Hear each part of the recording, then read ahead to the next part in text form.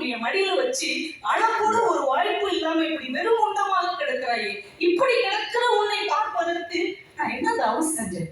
அன்றவர் எப்படியே கதறுகிறார். ஒரு நினைவுகள் பின்னோக்கி போகுது. இந்திரசித்தன் சின்ன பிள்ளையா இருக்கிறான்.